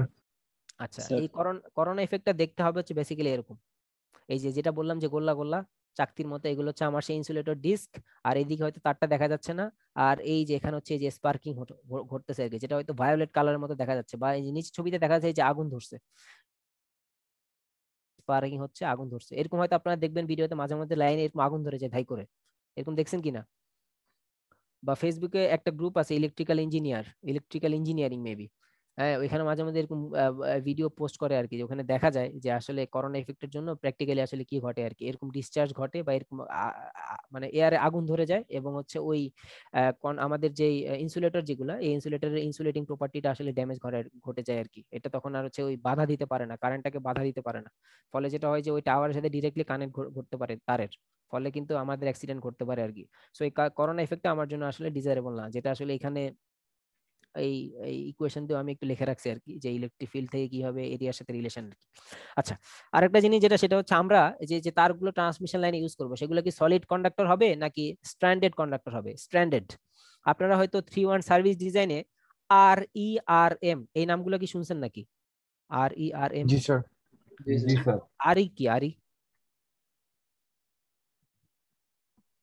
স্যার আর এটা হচ্ছে স্যার সিঙ্গেল, আর আর এম টা হচ্ছে স্যার অনেকগুলো মাল্টিপল। হ্যাঁ, মাল্টিপল কন্ডাক্টর বা মাল্টিপল স্ট্র্যান্ড যেখানে থাকে। বেসিক্যালি আমি যদি দেখি এখানে একটা ছবি মেবি থাকার কথা, আমি একটু আগে হয়তো দেখলাম, এখানে দেখি ছবিটা আছে কিনা। হ্যাঁ আছে মেবি। এই যে কেবলটা এটা কি আরই না আরএম? আরএম। এটা হচ্ছে RM আরএম, এটা হচ্ছে আরএম। ঠিক আছে, এই যে দেখেন এখানে অনেকগুলো ছোট ছোট ছোট ছোট ছোট ছোট এগুলো হচ্ছে আরএম। তো আরএম গুলো যেগুলো সেগুলোকে আসলে বলা হয় আসলে স্ট্যান্ডার্ড কন্ডাক্টর, মানে অনেকগুলো স্ট্র্যান্ড একসাথে নিয়ে বা অনেকগুলো তারকে একসাথে নিয়ে একটা একটা বানাইলাম। এটা যদি আমি 3 ফেজ বলি, 3 ফেজের মধ্যে ধরেন এটা হচ্ছে আমার কি বলবো, এটাকে ধরেন আমি এটাকে নাম দিতে পারি হচ্ছে, যে উপরেটাকে ধরেন নাম দিলাম আর, এটাকে নাম দিলাম ওয়াই, এটাকে নাম দিলাম হচ্ছে বি। তাহলে এখানে আর এর মধ্যেই কিন্তু অনেকগুলো ছোট ছোট ছোট ছোট কন্ডাক্টর আছে, তাহলে এটা হচ্ছে একটা স্ট্যান্ডার্ড কন্ডাক্টর। এটা হচ্ছে একটা স্ট্যান্ডার্ড কন্ডাক্টর। আর অন্যদিকে আরই কন্ডাক্টরটা দেখতে কিরকম হবে, আরইর মধ্যে কিন্তু এরকম আর ছোট ছোট থাকবে না, এটা পুরাটাই একটা সলিড থাকবে, পুরাটাই একটা সলিড থাকবে, এটার মধ্যে আর ছোট নাই আর কি। তো এটার ছবিটা এখানে দেওয়া নাই, আমি হয়তো হাতে আঁকছিলাম, একটু দেখি হাতে আঁকা যেটা আছে ওইটাই দেখাই। এই যে এখানে আরএম, যেমন এখানে যে ছোট ছোট অনেকগুলো থাকতেছে, বাট এখানে ছোট বলে কিছু না, এটা পুরাটাই একটা থাকবে সলিড কন্ডাক্টর। তো আমাদের ট্রান্সমিশনে আমরা হচ্ছে কখনোই স্ট্যান্ডার্ড সলিড কন্ডাক্টরটা আমরা ইউজ করি না। সলিড কন্ডাক্টরটা কোথায় ইউজ হয়? সলিড কন্ডাক্টরটা ইউজ হয় হচ্ছে বেসিক্যালি সাবস্টেশন গুলোতে ইউজ হয়। সাবস্টেশন গুলোতে আমরা আসলে সলিড কন্ডাক্টরটা ইউজ করি। আর ট্রান্সমিশন সেক্টরে আমরা ইউজ করব হচ্ছে স্ট্যান্ডার্ড কন্ডাক্টর। কেন ইউজ করবো স্ট্যান্ডার্ড কন্ডাক্টর? কজ স্ট্যান্ডার্ড কন্ডাক্টরের কিছু সার্টেন অ্যাডভান্টেজ আছে। কি কি অ্যাডভান্টেজ আছে? এই অ্যাডভান্টেজ গুলো হচ্ছে এখানে আমাদের এখানে দেওয়া আছে। যেমন হচ্ছে তার cross sectional area high, standard কন্ডাক্টরের cross sectional area high. So area high হলে আমার যেটা অ্যাডভান্টেজ সেটা হচ্ছে যে সেখানে করোনা ইফেক্টটা হবে হচ্ছে কম। ঠিক আছে, এবং তার কন্ডাক্টিভিটি ভালো, তার টেনসাইল স্ট্রেংথ বা টেনশন সহ্য করার ক্ষমতা, ওই যে শীতকালে যখন বরফ পড়বে তখন ঝুলে যেতে পারে, তো ওই ঝুলে অবস্থায় সে যাতে ছিঁড়ে পড়ে না যায়, ছিঁড়ে পড়ে গেলেই সমস্যা, পজিটিভ নেগেটিভ শর্ট হয়ে গেলেই সমস্যা। তো ওই টেনশনটা সহ্য করার ক্ষমতা সলিড কন্ডাক্টরের তুলনায় স্ট্যান্ডার্ড কন্ডাক্টরের বেশি। তারপরে হচ্ছে তার ট্রান্সপোর্ট করা ইজিলি বেন্ড করা যায়। আমরা যদি তারটাকে একটু বাঁকাইতে বুকাইতে চাই, সলিড কন্ডাক্টরের চেয়ে স্ট্যান্ডার্ড কন্ডাক্টর যেহেতু সেগুলো ছোট ছোট তার, তাকে ইজিলি বাঁকানো যায়। সলিড তো একটা মোটা তার, এটা পুরোটাকে বাঁকাইতে হলে আসলে অনেক শক্তির দরকার, বাট ওখানে ছোট ছোট অনেকগুলো মিলে আমি একটা বানাইছি আর কি। সো এটাকে আসলে ইজিলি বেন্ড করা যায়, ওইটার ফ্লেক্সিবিলিটি ভালো, ফ্লেক্সিবিলিটি ভালো কম্পেয়ার টু সলিড কন্ডাক্টর। তো আমরা ইউজ করব হচ্ছে সলিড স্ট্যান্ডার্ড কন্ডাক্টর ট্রান্সমিশন পারপাসে। আর আমাদের সাবস্টেশন গুলোতে সেখানে আমরা ইউজ করি হচ্ছে আমাদের সলিড কন্ডাক্টর আর কি। এই হলো আমাদের টাইপস অফ কন্ডাক্টর গেল। এখানে স্ট্যান্ডার্ড কন্ডাক্টরের অ্যাডভান্টেজ গুলো এখানে বলা আছে আর কি, যে এখানে এই যে ফ্লেক্সিবল, তারপরে হচ্ছে টেনসাইল স্ট্রেংথ ভালো, এরপরে ইলেকট্রিক ফিল্ড কম ডেভেলপ হয় যেহেতু এর ক্রস সেকশনাল এরিয়া বেশি। এরপরে আমরা এখানে দেখবো হচ্ছে আমাদের টাইপস অফ কন্ডাক্টর, আমাদের কি কি ধরনের কন্ডাক্টর অ্যাভেলেবল আছে আর কি। আমাদের এখানে মোটামুটি আহ 3টা 4টা 5টার মতো কন্ডাক্টর এখানে দেওয়া আছে, এগুলোর নামও দেওয়া আছে, এগুলাকে শর্ট ফর্মে ডাকা হয় এএসি, এএএসি, এসিএসআর, তারপর হচ্ছে এসিএআর, এসিসিসিসি, তারপরে হচ্ছে আরেকটা আছে হচ্ছে মেবি এসিএআর, হ্যাঁ এসিআর তো আছে। তো এইগুলোর প্রত্যেকটা আমরা দেখবো আর কি। প্রথমে আমি যদি এএসি দিয়ে শুরু করি, অল অ্যালুমিনিয়াম কন্ডাক্টর, এটার ডিসক্রিপশন এখানে নাই, কেন নাই সেটাও বলবো। আমরা আসলে সবচেয়ে বেশি ট্রান্সমিশনে সবচেয়ে বেশি ইউজ করি হচ্ছে এইটা ACSR, aluminium conductor steel reinforced, that's why এটা ডিসক্রিপশনটা একটু দেওয়া। আর অ্যালুমিনিয়াম কন্ডাক্টর কম্পোজিট কোর, এটাও এখন মোটামুটি অনেক বেশি ব্যবহার হচ্ছে, যদিও এটা অনেক কস্টলি, কেন কস্টলি সেটাও বলবো। তো আমরা এএসি দিয়ে শুরু করি, অল অ্যালুমিনিয়াম কন্ডাক্টর। এটাকে হোমোজেনিয়াস কন্ডাক্টরও বলা হয়, কারণ এটার ছবিটা আসলে দেওয়া নাই, এর কারণ হচ্ছে এখানে সবগুলো স্ট্র্যান্ড এগুলো হচ্ছে পিওর অ্যালুমিনিয়ামের। আর পিওর অ্যালুমিনিয়াম আসলে যেটা হয় এটা আসলে একটু সফট, হ্যাঁ, তো সফট হওয়ার কারণে যেটা হচ্ছে যে আমি যদি এটাকে একটু ছবি দিয়ে একে বুঝাই, একটা তার শক্ত আর একটা তার চুইংগামের মতো নরম, তাহলে কোনটা বেশি ঝুলবে বলেন তো? কোনটা শক্ত আর কোনটা নরম? এখানে যে আমি যে ঝুলাই দিলাম, কোনটা শক্ত আর কোনটা নরম? নিচেরটা নরম স্যার। নিচেরটা হচ্ছে নরম আর উপরেরটা হচ্ছে আসলে শক্ত। তো অল অ্যালুমিনিয়াম কন্ডাক্টর যেটা, সেখানে আসলে কোনো অ্যালয় ইউজ করা হয় না, সেখানে কোনো অ্যালয় ইউজ করা হয় না। যেমন পরেরটা যেটা, সেটা হচ্ছে অল অ্যালুমিনিয়াম অ্যালয় কন্ডাক্টর। তো অ্যালয় ইউজ করার একটা সুবিধা আছে, অ্যালয় ইউজ না করার মানে ইউজ করার একটা অসুবিধাও আছে। সুবিধাটা কি? সুবিধাটা হচ্ছে যে একটা জিনিস পিওর, এখানে যা আছে সবকিছুই পিওর, এখানে কোনো অ্যালয় বা সংকর ইউজ করা হয় নাই। তাহলে এখানে আসলে যেটা ঘটতেছে যে এখানে আসলে এইটা সহজে জং ধরে না। জং যেটা আমরা যেটাকে বলি আর কি, যে যে ডিভাইস বেশি দিন বাইরে রাখলে হচ্ছে আপনারা দেখবেন যে জং টং ধরে ক্ষয় হয়ে যাচ্ছে, তো এইটার ক্ষেত্রে আসলে জং ধরার পসিবিলিটিটা নাই। বাট সমস্যা যেটা, সেটা হচ্ছে যেহেতু এটা একটু সফট, অল অ্যালুমিনিয়াম পিওর অ্যালুমিনিয়ামটা আসলে একটু সফট আর কি। সফটের কারণে এটাকে যদি আমরা আসলে ঝুলাই দিই, তাহলে এটা আসলে বেশি ঝুলে যায়। তা আসলে এখন কথা হচ্ছে আমি তো বেশি ঝুলাই রাখতে পারবো না। ধরেন একটা তার 10 মিটার, একটা তার 10 মিটার, সেটাকে আমি যদি ঝুলাই দিই, আমার এই যে তারটাকে আমি এইভাবে ঝুলাইতে পারি, এইভাবে ঝুলাই দিলে সে যদি এমনি ঝুলে যায়, তাহলে সেটাকে আমার এইভাবে ঝুলানোটা বেটার। 10 মিটারকে আমি ভাগ করে দিতে পারি এইভাবে 5 মিটার 5 মিটার করে, সেক্ষেত্রে আমার কম ঝুলবে। কিন্তু সমস্যা যেটা, সমস্যা হচ্ছে মাঝখানে এই যে আরেকটা টাওয়ার যে আমি আনতেছি, এটার জন্য আমার কস্ট বেড়ে গেছে। এটা কি বুঝছি কিনা? এই যে এইখানের যে গ্যাপটা, এই গ্যাপটা আমি আসলে চাচ্ছি না। আমি চাচ্ছি যে ভাই তুমি আমার কাছে এখানে, তুমি একটু দূরে থাকো। তাহলে এখানে আমি একটা নিজে থেকে একটা টাওয়ার এডিশনাল ইন্ট্রোডিউস করলাম। তাহলে যেটা হচ্ছে এখন আসলে সে একটু উপরে উঠছে, বাট উঠছে আসলে এই কস্টের কারণে। এই আমার এক্সট্রা একটা খরচ এখানে ঘটলো, এই খরচটা আমার আসলে এই অল অ্যালুমিনিয়ামের কন্ডাক্টরের জন্য ঘটতেছে আর কি। যদি আমরা আসলে এই তারটাকে আসলে এই যে কম ঝুলে থাকবে এমনটা চাই, তাহলে আমার আসলে নাম্বার অফ টাওয়ার বাড়াইতে হবে। So number of tower, tower তো আর এমনি এমনি আসবে না, টাকা খরচ করতে হবে আর কি। সো টাওয়ারের বদলেতে আমার আসলে এই টাওয়ার এইটা আমি ইন্টিগ্রেট করতে পারবো আর কি। সো আমার এখানে নাম্বার অফ টাওয়ার যদি বাড়ে, আমার আসলে কস্টটাও বাড়বে। এটা হচ্ছে অসুবিধা। এবারে অল অ্যালুমিনিয়াম কনেক্টর যেটা, সেখানে যেটা হয় যে এটা আসলে এই পিওর অ্যালুমিনিয়ামের সাথে অন্য মেটাল আপনার হচ্ছে অ্যাড করা হয় আর কি, অন্য মেটালের অ্যালয় ইউজ করা হয়। ইউজ করার কারণে যেটা হয় সেটা হচ্ছে যে এর টেনশন সহ্য করার ক্ষমতা বাড়ে, ফলে হচ্ছে আমার এই নাম্বার অফ টাওয়ার আসলে কমে আসে। সেক্ষেত্রে আমি আসলে যেহেতু এটা একটু শক্তপোক্ত হয়েছে, এখানে আসলে এই 10 মিটারকে আমার আর ভাগ করার দরকার হচ্ছে না, আমি দুইটা টাওয়ারের মাঝখানে এটাকে এইভাবে রাখতে পারি, আমার আর এটা ডিভাইড করার দরকার হচ্ছে না। এটা হচ্ছে অল অ্যালুমিনিয়াম অ্যালয় কন্ডাক্টরের ক্ষেত্রে। আচ্ছা, কোনটা কোন জায়গায় ইউজ হয়? যেহেতু এটা পিওর অ্যালুমিনিয়ামের তৈরি এবং এটা যেহেতু সহজে জং ধরে না, এটাকে ইউজ করা হচ্ছে সমুদ্রের নিকটবর্তী এরিয়ায়। কারণ কেন সমুদ্রের নিকটবর্তী এরিয়া? সেখানকার বাতাসে ময়েশ্চারের পরিমাণ বেশি। আপনারা হয়তো জানেন যে সমুদ্রের নিকটবর্তী এরিয়াতে বাতাসে, যেহেতু এটা পানির খুব কাছাকাছি থাকে, তো সেখানে আসলে বাতাসে ময়েশ্চারের পরিমাণটা থাকে হচ্ছে বেশি। এবং ময়েশ্চার কিন্তু আসলে মানে তারে জং ধরাতে বাধ্য আর কি। তো এই জন্য আমরা যেটা করি, আমরা আসলে সমুদ্রের নিকটবর্তী এরিয়াতে বা কোস্টাল এরিয়াতে আমরা আসলে অল অ্যালুমিনিয়াম কন্ডাক্টর যেটা, সেটা আসলে ইউজ করি আর কি। আর এটা ছাড়া বাকি যেসব জায়গায় আমরা চাইলে এটাকে ইউজ করতে পারি, অল অ্যালুমিনিয়াম অ্যালয় কন্ডাক্টর। আমাদের ট্রান্সমিশন সেক্টরে সবচেয়ে বেশি ইউজ হয় হচ্ছে অ্যালুমিনিয়াম কন্ডাক্টর স্টিল রেইনফোর্সড। এটা হাই ভোল্টেজ ট্রান্সমিশন লাইনে সবচেয়ে বেশি ইউজ হয়, হাই ভোল্টেজ ট্রান্সমিশন লাইনে। কেন সবচেয়ে বেশি ইউজ হয়? এর কারণ হচ্ছে যে এই এই যে কন্ডাক্টর, এটার যদি আমি একটু ছবিটা আঁকি, এখানে কি ছবিটা আগা আছে কিনা? হ্যাঁ আছে, পরের স্লাইডে আছে, আমি ছবিটা দেখাই। আচ্ছা, এখানে দেখেন, এখানে স্ট্যান্ড গুলো, এই স্ট্যান্ড গুলো হচ্ছে অ্যালুমিনিয়ামের, এবং এটা কিন্তু স্ট্যান্ডার্ড কন্ডাক্টর, এটা কিন্তু সলিড না, এগুলো কিন্তু স্ট্যান্ডার্ড। ঠিক আছে, স্ট্যান্ডার্ড কন্ডাক্টর এগুলা। আর মাঝখানের যে কন্ডাক্টর যেটা, এটা হচ্ছে গ্যালভানাইজ স্টিল। গ্যালভানাইজ স্টিল থাকার কারণে এই যে মাঝখানে যেটা, এটা হচ্ছে স্টিল, এই যে এটা হচ্ছে স্টিল। আবার এখানে যেগুলো একটু ব্ল্যাক কালারের দেখা যাচ্ছে বা অ্যাশ কালারের দেখা যাচ্ছে, এগুলো হচ্ছে গ্যালভানাইজ স্টিলের হচ্ছে আপনার মাঝখানের যে কোর যেটা, এটাকে আমরা বলি আসলে কোর, কোর অফ কন্ডাক্টর। এই মাঝখানের যে কোরটা, এই কোরটা হচ্ছে গ্যালভানাইজ স্টিলের তৈরি। তো গ্যালভানাইজ স্টিল হওয়ার কারণে যেটা হচ্ছে যে এটার মেকানিক্যাল স্ট্রেংথ, স্টিল যেহেতু, স্টিলের মেকানিক্যাল স্ট্রেংথ হচ্ছে অনেক বেশি। এটা একটা সুবিধা। আরেকটা সুবিধা হচ্ছে এই যে এই তারের মধ্যে দিয়ে সবসময় কি যাচ্ছে? ভোল্টেজ কারেন্ট যাচ্ছে। আমরা যেটা বলতেছি যে ভোল্টেজ কারেন্ট যাচ্ছে, এবং আমরা বলছি যে তারের মধ্যে একটা রেজিস্ট্যান্স থাকবেই, এটা অ্যাভয়েড করার কোনো উপায় নেই। এই রেজিস্ট্যান্স যখন থাকবে, আই স্কোয়ার আর লসও হবে, হিটও কিন্তু প্রডিউস হবে। হয়তো সেটা আমি রেঞ্জের মধ্যে রাখতে পারি, বাট হিট কিন্তু স্টিল প্রডিউস হচ্ছে। এখন কথা হচ্ছে, এটা তো আসলে স্টিলের তৈরি, আর কপার, এগুলো হচ্ছে অ্যালুমিনিয়ামের তৈরি, সবগুলো কিন্তু একটা মেটাল।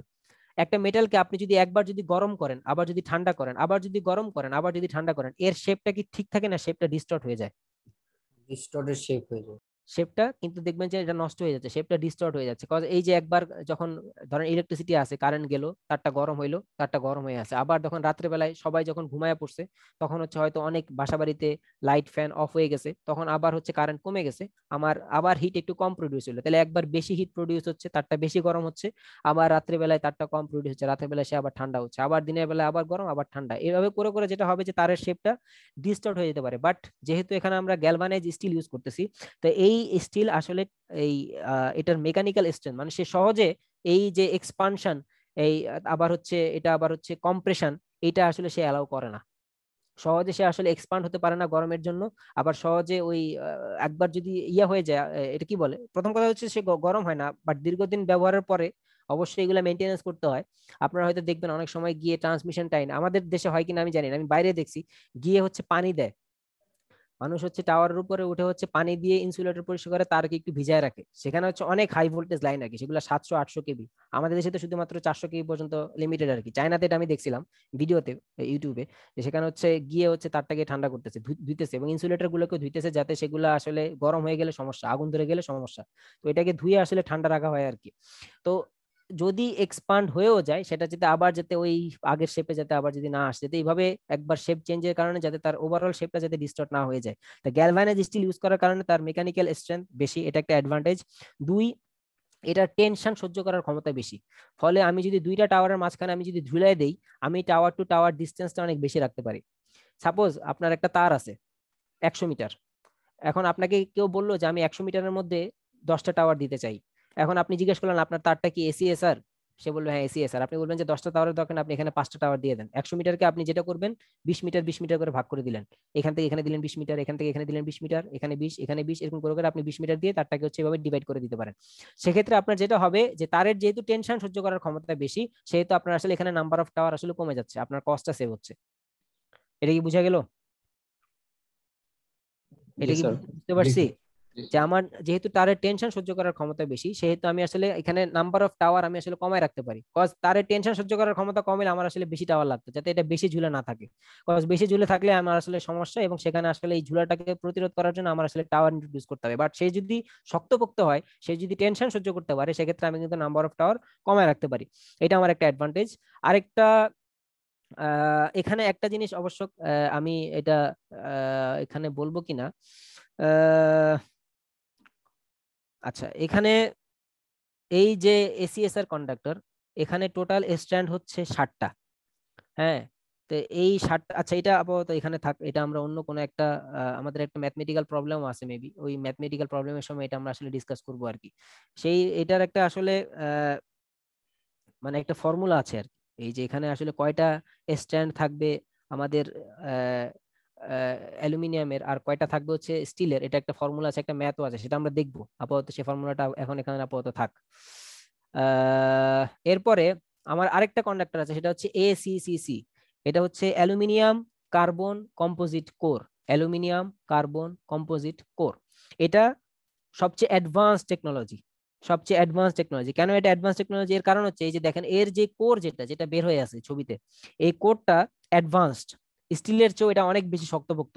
এবং এই কোরটা কিসের তৈরি? কোরটা হচ্ছে গ্লাস, কার্বন ফাইবার এবং হচ্ছে পলিমার রেজিনের তৈরি, এক ধরনের সংকর মিশ্রিত করে হচ্ছে এই কোরটা হচ্ছে ডেভেলপ করা হয়। ফলে যেটা হয় যে হচ্ছে কোরটা স্টিলের চেয়ে অনেক বেশি হালকা, তারের ভর কিন্তু অনেক কমে যাচ্ছে, কজ স্টিলের কিন্তু একটা ভর আছে, তো তারের ভরের জন্য কিন্তু তারটা কিন্তু ওই যে W = mg, তার ভরটা কিন্তু নিচের দিকে কাজ করবে। আমি যদি একটা তারকে যদি ঝুলাই দিই, স্টিলের একটা ভর আছে, এটা যদি স্টিল হয় তার ভর W = mg, সেই কোরের ভরটা কিন্তু নিচের দিকে কাজ করবে। আর এটা যদি হালকা হয়, সেক্ষেত্রে তারের যে ওয়েট যেটা সেটা কিন্তু অনেকখানি কমে গেল, কমে গেলে আমি কিন্তু এখানে আরো বেশি টাওয়ার নাম্বার ইউজ করতে পারি, মানে আরো কম হচ্ছে টাওয়ার নাম্বার ইউজ করতে পারি, আমি আসলে আরো বেশি টাকা সেভ করতে পারি। এখানে যদি আমার এসিএসআর এর জন্য 2টা লাগতো 3টা লাগতো, হয়তো দেখা যাবে যে আমার এসিসিসির জন্য হয়তো 2টা দিয়ে আমি কাজ চালাইতে পারতেছি, যেহেতু আমার তারটা অনেক লাইট ওয়েট, অনেক লাইট ওয়েট, তারের ভরটা নিচের দিকে এত বেশি কাজ করতেছে না, সেটা আমি এখানে এটাকে বেশি ঝুলাই দিতে পারি। বাট সমস্যা হচ্ছে যে আসলে আপনি এই দিক দিয়ে টাকা সেভ করলে এই দিক দিয়ে আসলে টাকা ঢালতে হবে আর কি। হ্যাঁ, এবং যেটা দেখা যায় যে এটার টেনসাইল স্ট্রেংথ অনেক হাই, এবং সে অনেক বেশি পরিমাণ টেম্পারেচার টলারেট করতে পারে। এবং যেটা সবচেয়ে ইন্টারেস্টিং, যেটা এটাকে ল্যাবরেটরিতে টেস্ট করা হয়েছিল, এবং টেস্ট করে দেখা গেছিল সে 250 ডিগ্রি সেলসিয়াস পর্যন্ত তাপমাত্রা হচ্ছে সে টলারেট করতে পারে আর কি। 250°C পর্যন্ত টেম্পারেচার সে আসলে কনজিউম করতে পারে। এই টেম্পারেচারেও সে আসলে এক্সপান্ড হয় না, এই টেম্পারেচারেও সে এক্সপ্যান্ড হয় না। আর আরেকটা যেটা অ্যাডভান্টেজ সেটা হচ্ছে স্টিলও কিন্তু ক্ষয় হয়, স্টিলেরও ক্ষয় আছে, এটা কিন্তু সত্যি। বাট এটা যেহেতু আসলে কার্বনের তৈরি, এই কার্বনের আসলে ক্ষয় নেই, যেহেতু এটা কোরটা হচ্ছে নন মেটালিক কোর। নন মেটালিক কোর, এই নন মেটালিক কোর থাকার কারণে এর কোরটা আসলে ক্ষয় হয় না আর কি। অন্যদিকে কিন্তু স্টিল কিন্তু যেটা একটা মেটালিক কোর, এটা কিন্তু আসলে ক্ষয় হতে পারে আর কি, দীর্ঘদিন ব্যবহারের পরে এটা কিন্তু ক্ষয় হতে পারে। এটা আসলে সবচেয়ে অ্যাডভান্স টেকনোলজি এবং এটার কস্টটাও বেশি। বাট এটা যদি আসলে কেউ ইউজ করে তাহলে সেক্ষেত্রে তার ওই যে টাওয়ারের খরচটা কমতেছে, অন্যদিকে মেনটেনেন্স খরচ হয়তো কমে আসবে আর কি, যেহেতু এখানে টেনসাইল স্ট্রেংথ বেশি, লাইটার, এবং এটা আসলে অনেক বেশি পরিমাণে টেম্পারেচার সহ্য করতে পারে। সো আসলে গিয়ে আমার আসলে পানি দিয়ে ঠান্ডা করার দরকার নেই আর কি। 3 মাস 4 মাস পর পরে যদি আমি মেনটেনেন্সে যাই, গিয়ে আমার আসলে ওইভাবে আসলে এটাকে মেনটেনেন্সে আমার রাখার দরকার নেই। মেনটেনেন্স অবশ্যই লাগে, বাট একটা রেগুলার মেনটেনেন্স যদি আসলে আমার এক বছরে যদি 3 বার যদি আমরা করি, যে 4 মাস পর পর গিয়ে করলাম, হয়তো এটার জন্য হয়তো সেটা হয়তো বছরে হয়তো 1 বার বা 2 বার হয়তো করতে হতে পারে আর কি। সো এই ক্ষেত্রে আমার মেনটেনেন্স কষ্ট আমার আসলে কমে আসতেছে। দিন শেষে আমার আসলে হিসাব করতে হবে আমার আসলে টাকা কত কম লাগতেছে, কত কম খরচে আমি কত বেশি টাকা কামাই করতে পারতেছি। ব্যাপারটা হচ্ছে সেটা। ইঞ্জিনিয়ারিং সবসময়, ইনটিউশন সবসময় সেটা নিয়ে আসলে কাজ করে, অল্প পুঁজি বেশি রুজি, ব্যাপারটা হচ্ছে এটা আর কি। আচ্ছা, এরপরে লাস্ট একটা জিনিস আমরা দেখবো আজকে, সেটা হচ্ছে আমাদের ট্রান্সমিশন লাইনে কি কি কম্পোনেন্ট আমরা আসলে ইউজ করি আর কি। এখানে একটা ছবি আছে, আমি যে ছবিটা গিয়ে কোথায়, স্যার হ্যাঁ হ্যাঁ স্যার ওই যে আমরা যে লাস্ট যে দুইটা ওয়্যার দেখলাম, ওখানে স্যার মাঝখানে যে কোডটা আছে সেই কোডটা কি স্যার ভোল্টেজ কারেন্ট এগুলো ক্যারি করবে? আচ্ছা, এটা তো মেটালিক কোর না, জি এটা স্যার, তো এটা তো নন মেটালিক মেটালিক কোর, না। এটা ক্যারি করবে না। আর আগেরটা স্টিলটা এটা ওটা ক্যারি করবে, আচ্ছা ঠিক আছে, ওইটা ক্যারি করবে। বাট ওই যে ফরমেশনটা আসলে ওইটার উপরে বেস করা। আমরা যদি আসলে বলি যে আপনি একটা সার্কেল ড্র করেন, একটা সার্কেল আপনি যদি ড্র করেন, আপনি কি করবেন, একটা বিন্দু ধরবেন, তারপর সেখানে হচ্ছে আপনি কি করবেন, আপনার কাঁটা কম্পাসটা রাখবেন, রেখে হচ্ছে আপনি হচ্ছে এরপর সেটাকে ঘুরাবেন, তাই না? রেখে এভাবে ঘুরান না আপনারা, এটাকে কেন্দ্র করেই তো আসলে আপনার এটা ড্র করলেন।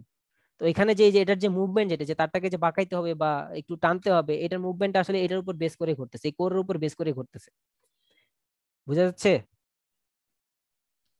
জি বাট স্যার। আপনি যেটা কোশ্চেন করছেন সেখানে স্টিলটা ক্যারি করবে, বাট স্টিলের ক্যারিং কম্পারিজনটা বা ক্যারিং যে পোর্শনটা সেটা হচ্ছে খুবই কম হবে, নেগলিজিবল হবে। সেখানে ডোমিনেটিং গুলো থাকবে হচ্ছে অ্যালুমিনিয়ামের, এখানেও ডোমিনেটিং গুলো অ্যালুমিনিয়ামের, বাট এখানে যেটা যেহেতু নন মেটালিক কোর, এটা কিছু ক্যারি করবে না। বাট কথা হচ্ছে এটা যেহেতু মেটালিক কোর, এটা যেহেতু এগুলার সংস্পর্শে আছে, কাছাকাছি আছে, ওইটা কি ক্যারি করবে না?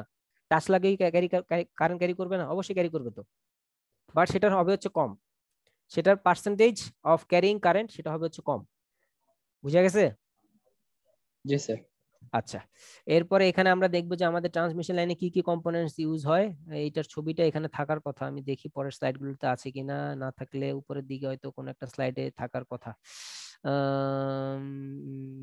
দেখি,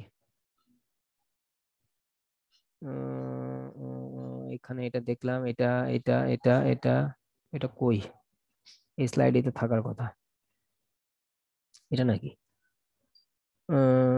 না, এটা না, এটা হচ্ছে পিজিসিবির, বাংলাদেশে পিজিসিবির অবস্থা আর কি। এই যে বাংলাদেশে যেটা বলছিলাম যে পিজিসিবির ওয়েবসাইটে গেলে আপনারা হচ্ছে এই এই কার্ভটা দেখতে পারবেন আর কি। আচ্ছা, ওইটা আজকে আর দেখাবো না, থাক ওইটা, যেহেতু এখানে এই যে ছবিটা আর কি, এটা আসলে এত অল্প সময়ের মধ্যে সবগুলা এলিমেন্ট আসলে এটা এক্সপ্লেন করলে আপনারা কিছু বুঝবেন না, আমি আজকে একটু ফাস্ট গেছি। আজকে জিনিসগুলো অতটা ইম্পর্টেন্ট না আর কি, এগুলো খুবই বেসিক আর কি। এগুলা অনেক কিছু গত ক্লাসে আমি ডিসকাস করছিলাম, আই স্কোয়ার, আর লস, হ্যান লস, ত্যান লস, ভোল্টেজের ব্যাপার স্যাপার, করোনা ইফেক্ট এটা নতুন ছিল। ভোল্টেজটা বেশি হওয়ার জন্য ইলেকট্রিক ফিল্ডটা বেশি হচ্ছে, দ্যাটস ওয়াই আমার করোনাটা ক্রিয়েট হচ্ছে। সেটাকে রেঞ্জের মধ্যে রাখার জন্য ইলেকট্রিক ফিল্ডটা কমাইতে হবে, ওই জন্য ক্রস সেকশন এরিয়াটা বেশি হলে সুবিধা আর কি। তো এখানে আসলে ওই যে বাংলাদেশে পিজিসিবির যে কন্ট্রিবিউশনটা, যেহেতু তারা একক নায়কতন্ত্র আছে আর কি, এইগুলা হচ্ছে তাদের প্ল্যান আর কি, ভবিষ্যতে তারা বাংলাদেশে কোন কোন জায়গায় পর্যন্ত নিতে চায়। বাংলাদেশে এখন পর্যন্ত 400 কেবি আছে আর কি। এরপর তারা দেখেন 765 তারা হচ্ছে প্ল্যান করে রাখছে, এখনো কিন্তু আসে নাই। এখানে দেখা যাচ্ছে সেটা, যে কোনটা কোনটা পর্যন্ত অ্যাভেলেবেল আছে, এই যে এক্সিস্টিং যেগুলা সেগুলো হচ্ছে বোঝা যাচ্ছে যে এই পর্যন্ত বাংলাদেশে আছে আর কি। এই যে ব্ল্যাক কালারের যেটা সেটা হচ্ছে 400 কেবি লাইন, আর কিছু আছে হচ্ছে আন্ডার কনস্ট্রাকশনে আছে, আর 765 কেবি যেটা সেটা তারা প্ল্যান করে রাখছে, স্টিল এখনো এটা বাংলাদেশে আসে নাই। খুব হোপ আশা করতেছি যে হয়তো তারা 2025-এর মধ্যে হয়তো এটা নিয়ে আসবে আর কি, আশা করতেছে। বুঝা গেছে?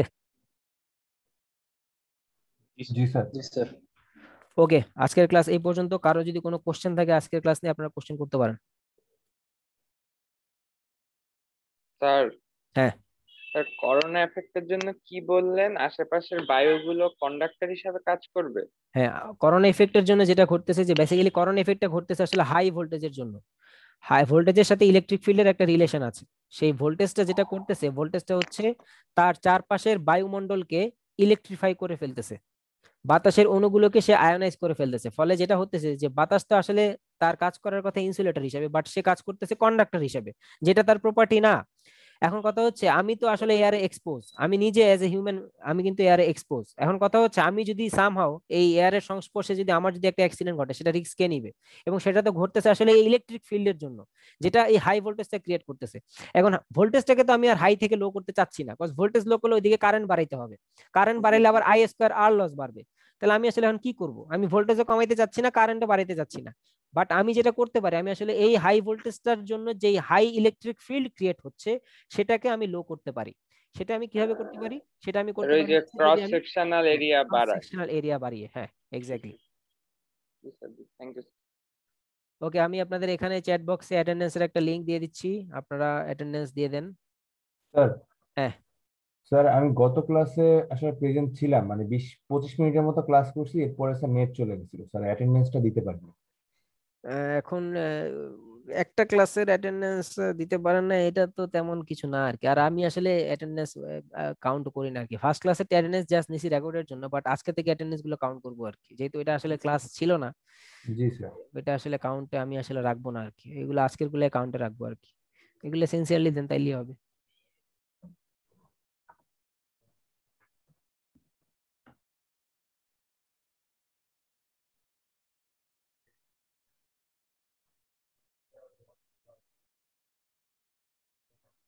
স্যার একটা বেসিক কোশ্চেন স্যার। হ্যাঁ হ্যাঁ হ্যাঁ। স্যার যেই ওয়্যার গুলো আছে স্যার, এটা কি ভোল্টেজ এবং কারেন্ট দুইটার ক্ষেত্রেই পুড়ে যায়, মানে বেশি ভোল্টেজ বা বেশি কারেন্ট দিলে, নাকি স্যার শুধু বেশি কারেন্টের জন্য তার পুড়ে যায়? আচ্ছা, বেসিক্যালি যেটা ঘটতেছে আসলে তারের মধ্যে দিয়ে তো আসলে আমার কারেন্টটা ফ্লো করতেছে, মানে সোজা বাংলায় যদি আমরা বলি আসলে লোড, এটা তো আসলে কারেন্টটা ফ্লো করে আর কি। জি হ্যাঁ, স্যার। এখন কথা হচ্ছে যে ওই যে তারের যে রেজিস্ট্যান্স, যেটা এই তারের রেজিস্ট্যান্স আর কারেন্টের স্কোয়ার আই স্কোয়ার আর লসের জন্য সেখানে আসলে হিট প্রডিউস হয়। এই হিটের কারণে আসলে পাওয়ারটা বা ভোল্টেজটা, সরি, এই তারটা আসলে পুড়ে আর কি। এখন কথা হচ্ছে এই হিটটা কিন্তু আসলে ভোল্টেজের সাথেও কিন্তু রিলেটেড। আরেকটা জিনিস আপনাদেরকে আমি বলি না, হয়তো আমি নেক্সট ক্লাসে ডিসকাস করবো, যে ট্রান্সমিশন লাইনের তারের উপরে কিন্তু কোনো ইনসুলেশন থাকে না। আমাদের বাসা বাড়িতে যে তারগুলো আছে দেখবেন যে ওটার উপরে যে একটু প্লাস্টিক থাকে না, ওই যে লাল রঙের বা কালো রঙের বা সবুজ রঙের, এরকম জি স্যার। দেখছেন কিনা? বা ট্রান্সমিশন লাইনে কি এরকম কখনো দেখছেন যে লাল তার উপরে ঝুলতেছে বা কালো তার ঝুলতেছে? ওখানে কিন্তু কোনো ইনসুলেশন থাকে না। এর কারণ কেন ইনসুলেশন থাকে না? কজ ওইখানে যে হিটটা প্রডিউস হবে সেটা কিন্তু অনেক বেশি। তো ইনসুলেশন থাকলে তো সেটা একেবারে মানে পুড়ে ফেলবে, প্লাস্টিক একদম গলে যাবে, আর সেটা ভালো মতো হিটটা ডিসিপেট করতে পারবে না। হিটটাকে যে ছেড়ে দিবে সেটা তো হবে না প্লাস্টিকের জন্য, এই জন্য সেখানে প্লাস্টিক দেয় না। আরো একটা কারণ আছে, সেটা হচ্ছে প্লাস্টিক যদি আমি সেখানে দেই, এই প্লাস্টিকেরও তো একটা ভর আছে। এই যে যে আমরা যে তারের যে হিটটা প্রডিউস হচ্ছে, এই হিটটা বেসিক্যালি ডিপেন্ড করে হচ্ছে ইনসুলেশন, মানে আমি কতটুকু দিব। ভোল্টেজের জন্য, ভোল্টেজের উপরে আসলে বেসিক্যালি ইনসুলেশনটা ডিপেন্ড করে, কারেন্টের উপরে কিন্তু কখনো ডিপেন্ড করে না। আপনি জিজ্ঞেস করতে পারেন যে স্যার কেন কারেন্টের উপর ডিপেন্ড করে না? কথা হচ্ছে আমি তো চাই কারেন্ট ফ্লো করুক, ইনসুলেশন দিলে কি কারেন্ট ফ্লো করবে? ইনসুলেটর তো অপরিবাহী, ইনসুলেটর অপরিবাহী না। আমি তো জি চাই স্যার। আসলে কারেন্ট ফ্লো করুক, আমি কি চাই যে কারেন্ট ফ্লো করুক মানে না করুক? আমি তো সেটা চাই না। তো ইনসুলেটর তো আসলে ডিপেন্ড করবে হচ্ছে ভোল্টেজের উপর, কজ আমার লাইনের মধ্যে দিয়ে কিন্তু কারেন্ট ফ্লো হচ্ছে, লোড ফ্লো হচ্ছে, আমি তো সেটাই চাই যে কারেন্টটা ফ্লো করুক। বাট আমরা আমাদের বাসা বাড়িতে যে ভোল্টেজ গুলা বা যে তারগুলো ইউজ করি, এর কারণ হচ্ছে আমি যাতে ভোল্টেজটা যাতে টাচে না আসে, এই জন্য আমরা আসলে সেখানে আসলে ইনসুলেটর গুলো দিই। আমাদের বাসা বাড়িতে বা ডিস্ট্রিবিউশন সাইডে আমাদের যে তারগুলো থাকে সেখানে দেখবেন যে তারের উপরে প্লাস্টিকের একটু মোটা লেয়ার থাকে, যাতে আপনি সহজে ধরলেও যাতে আপনি শক না খান।